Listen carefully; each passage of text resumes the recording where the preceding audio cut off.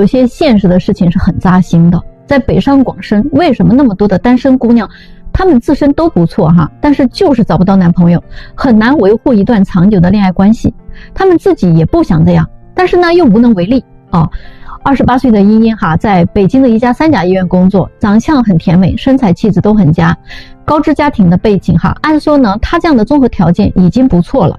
其实生活中追求她的人也不少，也不乏一些条件很优越的男士。但是她说哈，从工作到现在已经2-3年了，谈了很多段，都很短暂哈，没有一段是维持了半年以上的。她就很纳闷嘛，不知道问题到底出在哪里了。其实主要是她们这些姑娘啊，不太了解哈，在1线城市里，她们这样的女孩最容易遇到3类男人。第一类呢，就是好大叔。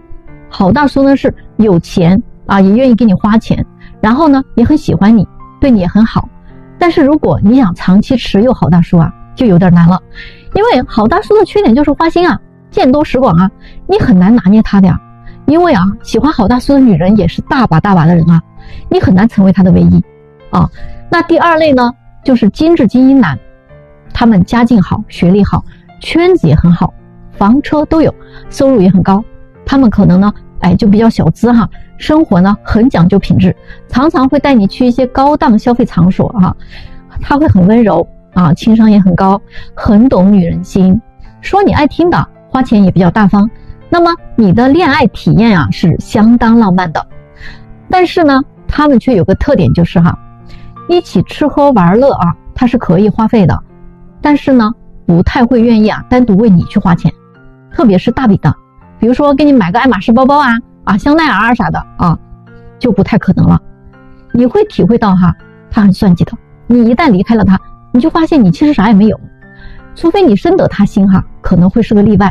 但是这样的男人啊，他见过的女人也不少啊，他的选项也是非常非常多的啊，所以呢也很难搞。第3类呢，就是事业男。这一类人呢，以事业为中心，他的事业心很强，他的人生目标就是要成功。那么他们呢，相对来讲就非常现实。如果他是刚开始创业的人，那么他一定啊想找一个合伙人，要么你的家境不错，可以给到他财务上的支持，要么你的人脉很好，可以给到他渠道上的帮助，要么你就是自身能力很强啊，不然你最终一定还是被短择的关系。那种事业已成的，他很快就转化成第1种了啊，好大叔。所以你们觉得自己容不容易破圈呢？最近呢，有一个粉丝问我啊，他说有多少女人离婚之后呢又想复婚的？其实这样的人啊还是不在少数啊，只不过呢要看他的运气怎么样了。之前我接待过一个45岁的女博士啊，事业有成，风韵犹存。她离婚了，带着16岁的女儿一起生活。她刚来找我的时候心气儿特别的高，要求找一个学历跟她差不多的，形象气质也得不错的，并且只接受比自己小5岁和大5岁之间的男士，身高必须得180以上啊，当然经济条件更不用说了啊，得有多套房产和7位数以上的存款。她觉得自己的条件很好，所以呢配得上这样条件的男士。她说她的前夫比她大15岁啊，现在呢自己正当年，但是老公已经太老了。虽然对自己也挺好的啊，而且知识还挺渊博的，内涵也很丰富啊，谈吐也很高雅，但是就是身体不太好啊，思维啊可能守旧了一些，总之在各个方面啊都跟不上了。所以呢他提出了离婚。这位客户啊，虽然我匹配起来非常困难，但是不管怎么说人家是客户啊，所以我尽心尽力帮他找。刚开始啊他选人到了极致挑剔的程度，除了对方是博士学历之外，还要看对方的本科在哪儿上的啊，如果不是基本的名校啊，似乎也入不了他的法眼，又或者呢不是高级领导层或者大老板级别的啊，也是不成。总之呢挑来挑去的啊，结果是什么呢？那些能达到他全部要求的男士确实是有的，但是无一例外全部都拒绝了他，有的连面都不愿意见。后来呢他就把条件啊稍微降下来了一些啊，说要不然呢就找一个年龄比自己小一点的，条件呢也不如他的啊，但是呢那必须得长得好。于是呢我还真给他匹配到了一位这样的男士啊，1.80米的身高，硕士学历啊，在一家金融机构呢做管理的，也是离异的，比他小5岁。可是啊他们大概交往了半年，啊，这个女士呢又过来找我了啊，说这个还是算了啊，不想继续交往了。我一问才知道啊，她说这个男士呢倒是愿意跟她结婚，对她呢也不错，唯一的问题就是啊，对方收入不高，消费方面根本跟不上她的档次，两个人出去吃饭也好，旅游也好，都是女士在掏钱。刚开始呢，她是处于好感啊，都不在乎，但是时间一长啊，她就觉得这个男人除了这个皮囊啊，就没有什么地方可以吸引她了，而且呢她越来越感觉这个男人就是想吃软饭的。因为最近有一次啊，这个男的接了一个项目啊，想让他呢投资几百万。虽然这些项目的真实性呢，他背后做了调查，确实是真实的，但是他觉得对方的胃口太大了，如果投个10来万啥的啊，可以帮一下。这么多钱啊，他是不会投的。但是两人的关系突然陷入了尴尬，于是呢，他就结束了跟这位男士的交往。经过这一次啊，他还是希望能找个经济条件好一些的。可是后来呢，我又陆续给他介绍了几位，又是一样的啊，被人家拒绝了，全部都被拒绝了。就这么着啊，折腾了大半年，他终于累了，开始想念他的前夫，想念之前一家人在一起的时光了。他觉得呢，前夫除了年龄之外啊，哪儿啊都比这些人强100倍。但是大家觉得他的前夫还能接受他回到身边吗？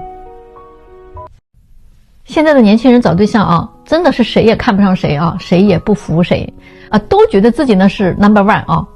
他们各自对对方的要求还很多，彼此还不能达成共识啊。你们就看啊，现在的单身男女啊，真的满地都是，但是怎么还有那么多人单着呢？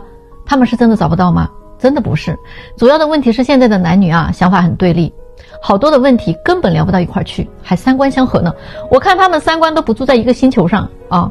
你比如说啊，男生啊，现在他不愿意追求女生，因为追求就代表着要请客、要吃饭、要送礼、要发红包、要转账，还要跪舔、要讨好。大家都是爹生娘养的，都是父母疼大的，凭什么我就得那么惯着你啊？而且现在追求女生的成本也很高啊。现在男生都会算账了啊。如果追一个女生需要3个月，平均1个月要花1万块钱的话，那就是3万了，一年下来啊，10几20万，没准啊最后都没戏啊。那这些钱不是都打水漂了吗？所以说啊，男生为了降低他的损失啊，他只会越花越少，甚至他不花了。这个就是为啥啊，男生现在谈恋爱啊变抠了。他们说啊，能处就处啊，不能处就拉倒了，反正啊我这辈子只给3个人花钱，我妈、我老婆和我女儿。这话真的没毛病。如今追女生啊，都变成了一场风险极大的投资，可能亏得一塌糊涂。总有一些倒霉的男人啊，他约了很多女人，最后都没成。可是呢，约会、见面、吃饭、送礼这些钱全部都是他在承担啊。那你们说这种亏本的买卖，还有谁愿意干呢？但是女生的想法啊，可就不一样了啊。女生想的是，你追求我的时候啊，不得拿点诚意出来吗？我不需要你那些虚情假意的嘘寒问暖早安晚安的，那都是渣男。我也不需要你给我画大饼嘴上说的再好听，也不如你拿点实际行动出来。如果刚认识你的时候你都那么小气，那以后结了婚，那是不是更抠门啊？这种小气的男人，我别说跟你结婚了，就连跟你谈恋爱的机会我都不给。舍不得给我花钱的男人，那说明他不爱我，那我还跟他交往什么呀？对吧？说白了啊，就是得给他们花钱才行得通。还有吧，两个人刚认识的时候啊，女生总是想啊，咱能不能多聊聊天啊，找找感觉，再出来见面吧。这天都还没有聊好啊，见什么面呀？那男人想的可不是啊，男人觉得那面都不见，还聊什么天呀？哪有那么多天好聊啊？聊啥呀？还有啊，关于那件事情啊，女生想的是，你啥都还没有对我付出你还想碰我啊？想白嫖啊？没门儿！就算你付出了一点，那我也得看你诚意有没有到位。就女生她有一种纯属是交易的感觉了。但是男生想的是我饭我也请你吃了礼物我也给你买了，转账你也收了，怎么碰一下都不行啊？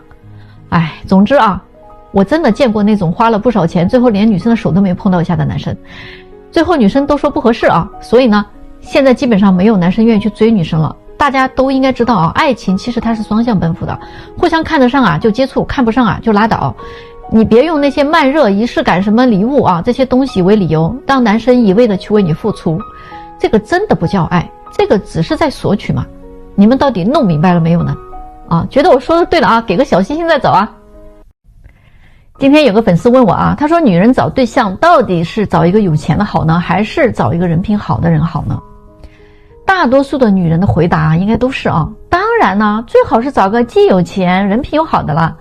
虽然人品不分有钱没钱，但是现实社会有钱的人他的诱惑就是会很多最近啊，发生在我这的一件事啊，妥妥的推翻了女生说的那句话：给你花钱的男人才是真正爱你的人，不给你花钱的男人啊，一定是不爱你的。这个姑娘呢是95年的啊，长得挺漂亮的。她来我这儿啊，相了2个男生，都挺优秀的。其中一个呢是富二代啊，家庭资产在中产网上，家境非常的优越，小伙子呢长得还挺帅的。另外一个男生呢是一位海归硕士啊，在一家大型公司里边呢做高级管理，年收入呢也挺高的，是一个普通家庭的孩子。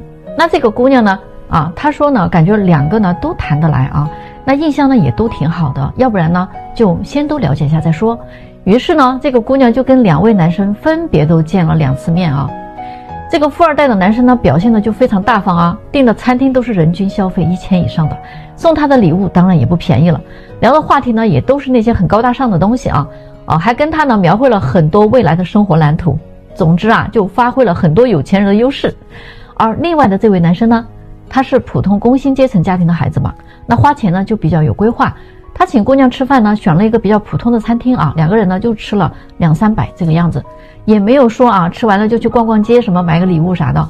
这个男生想的是啊，刚认识的女生啊就别搞那么舔了啊，大家呢公平的交流，本着结婚为目的去，所以呢谨慎对待为好，毕竟大家都还没有正式开始嘛。如果真的是确定关系了的话啊，那自己也是愿意付出的。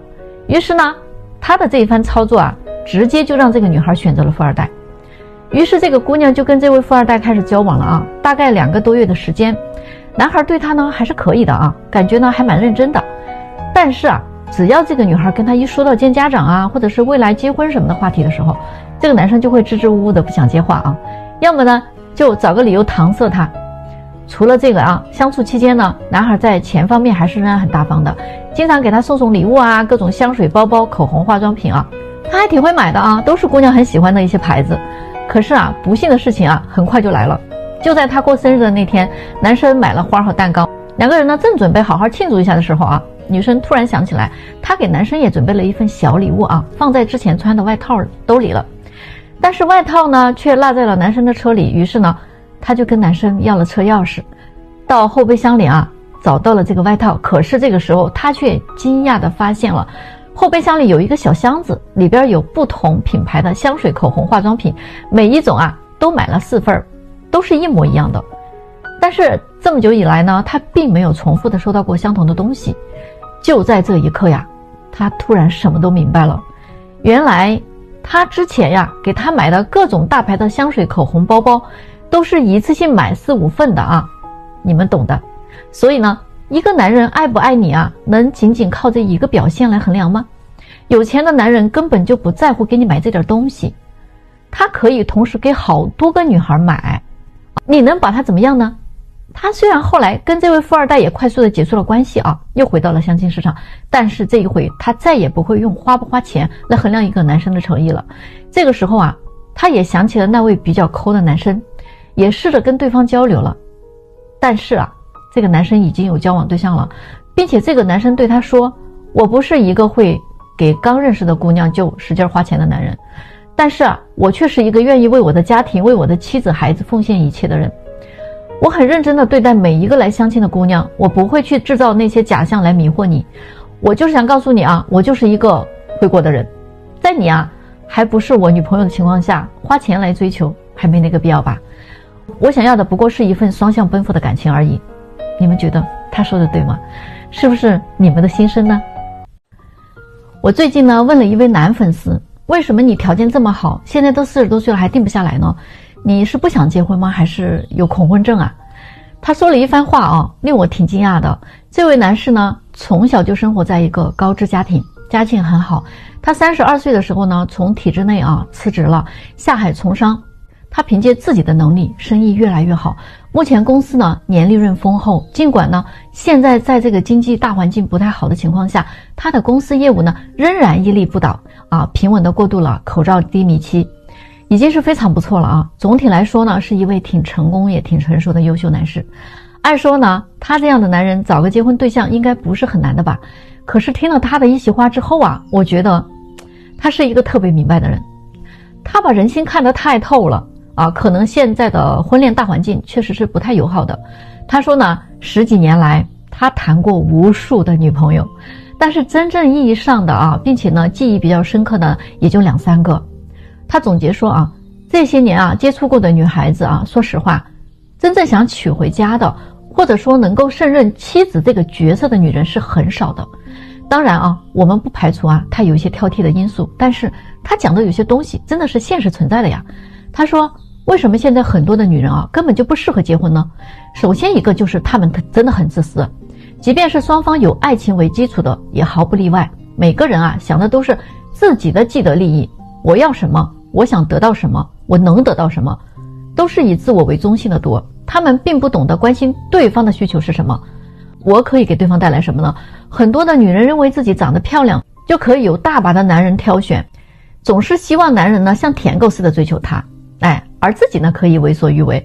其实大部分时候啊，真正比较成功的男人，或者说优质的男人，都不会是舔狗啊，人家也有大把的女人可以挑选，到最后真正娶回家的都是些长相端庄、性格温和、懂礼数、有教养的好女人。所以啊，感情的付出仍然是需要对等的，他们很多人呢都不明白这个道理。其次呀，现在的女人呢物欲太强了啊，无论美丑，只要是遇到喜欢自己的男人，首先想到的就是这个男人会不会给她花钱啊，花的多就是真爱他，花的少就是骗子。交往初期要考验男人的诚意，钱是标准，结婚要彩礼，要看男人的态度，还是以钱为标准。嘘寒问暖的就成了他们口中的渣男了啊，规划未来的就成了他们给他们画大饼的。谈感情的呢，就说你想白嫖，男人比较节省呢，就说抠门小气没诚意。现在的女人有几个愿意跟你谈感情的呀？个个都跟你谈钱啊，就让你喜欢不起来呀。那谁还愿意娶这样的女人回家呢？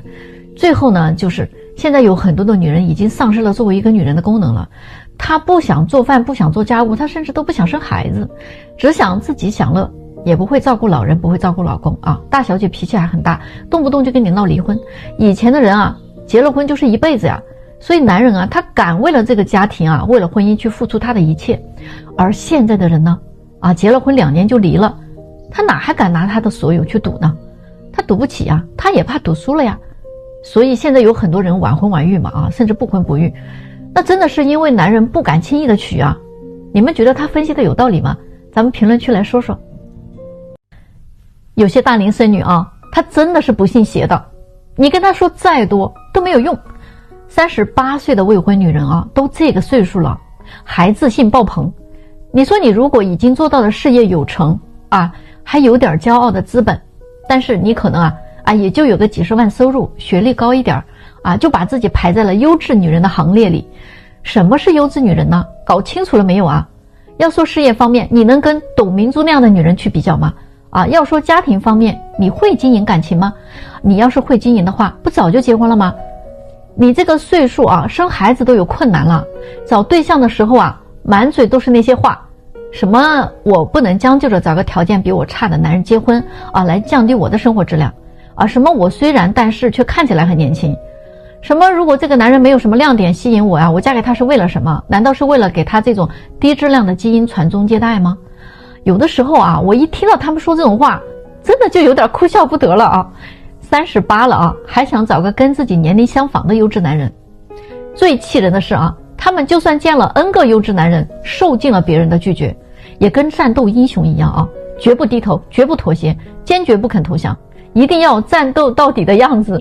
可是当你告诉他这么坚持到最后可能真的结不了婚了嫁不出去的，他一定会回你一句非常经典的话：谁规定的人就一定要结婚呢？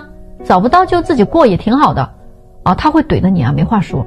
我真的想问一句，那你来征婚干什么就你这个要求根本就不可能找得到那就自己过呗就他说的那些话我们来分析一下什么条件差的男人会降低他的生活质量了？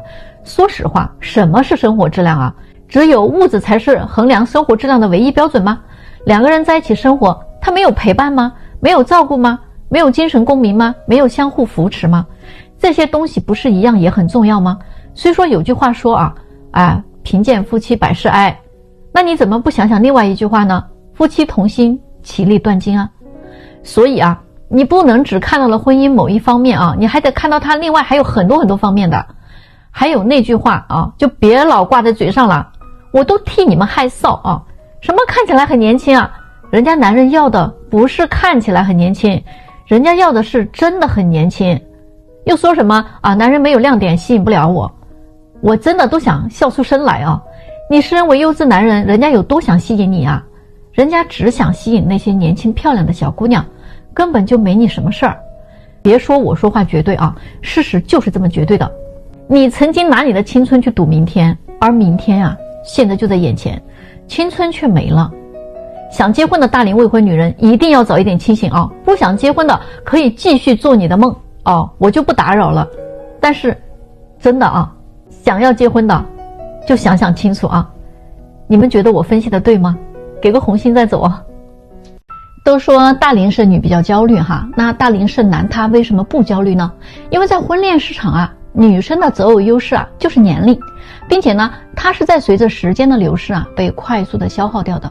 因为女生的择偶峰值期就是18到26岁，27岁以后就开始逐渐走下坡路了。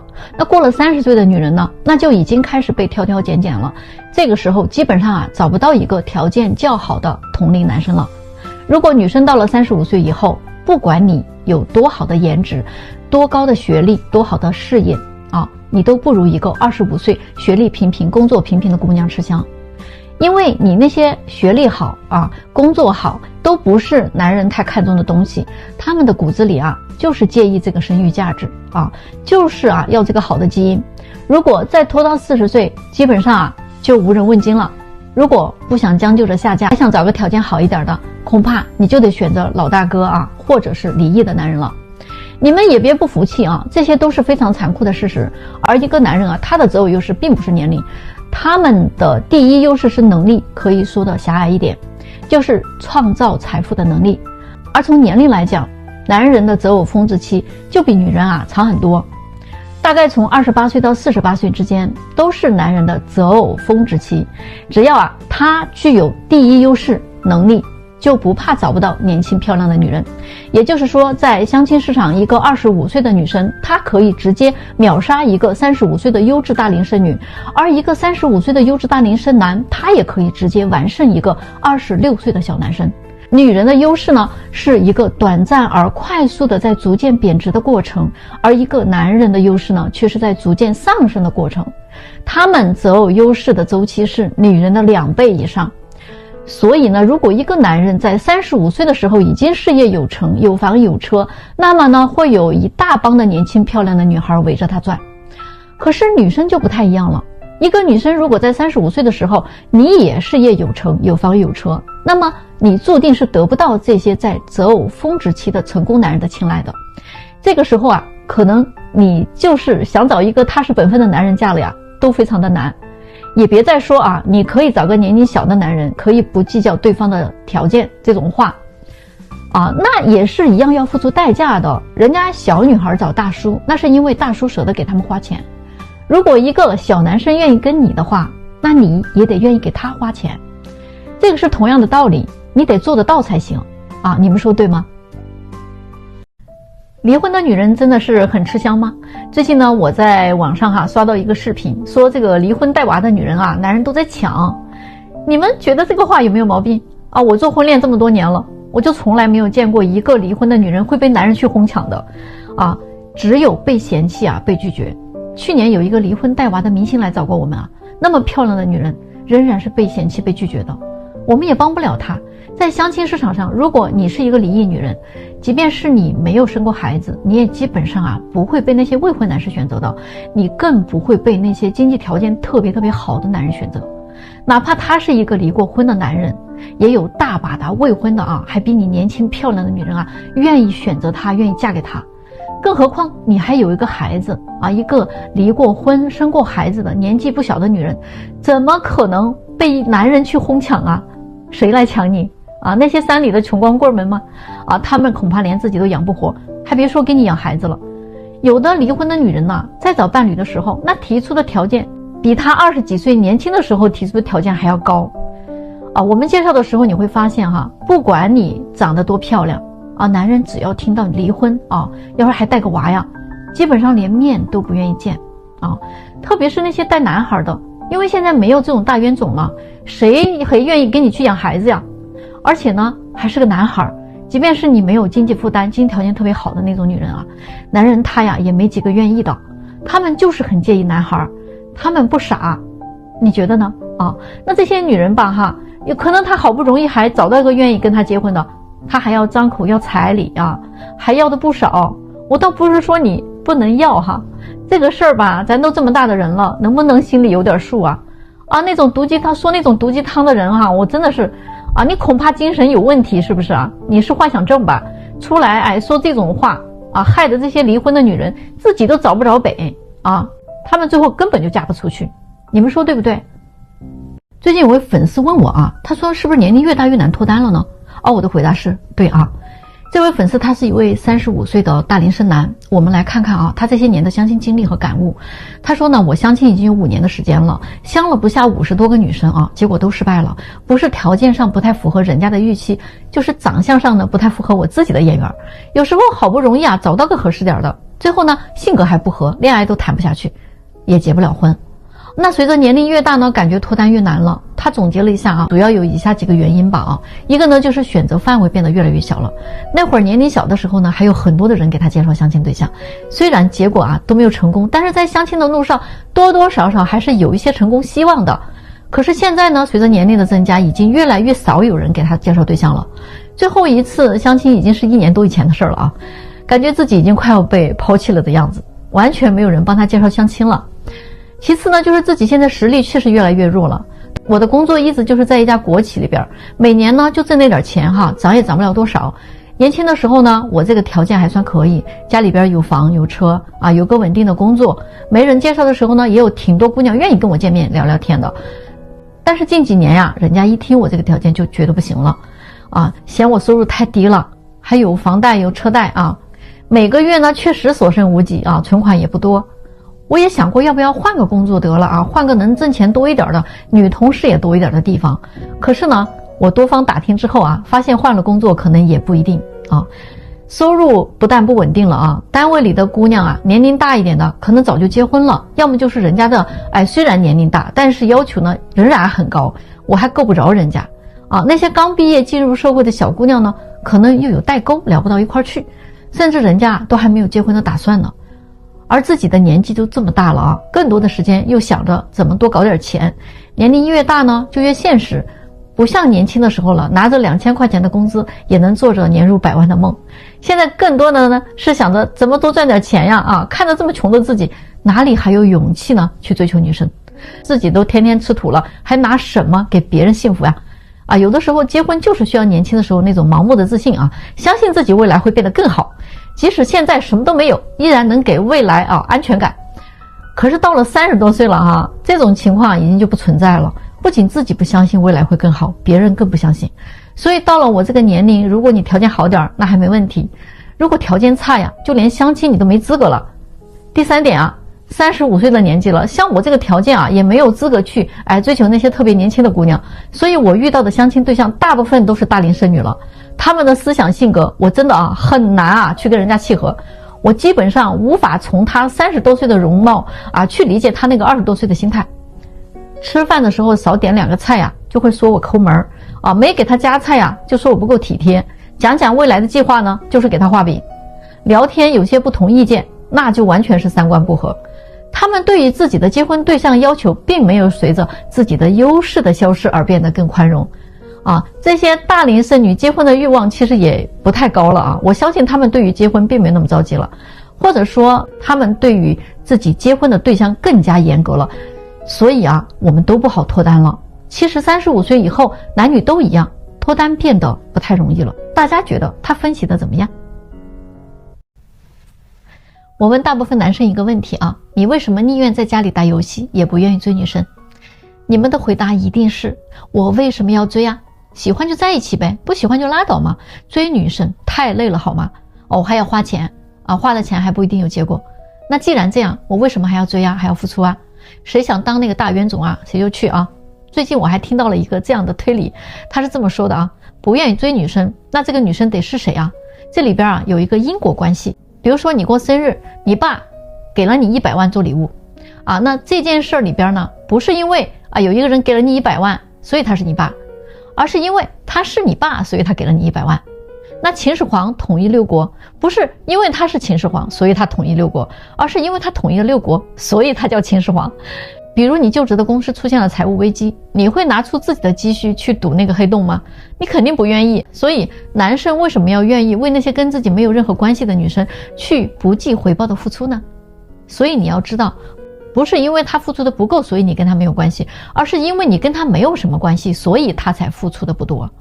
大家赞同他这个说法吗？来，我们评论区聊一聊。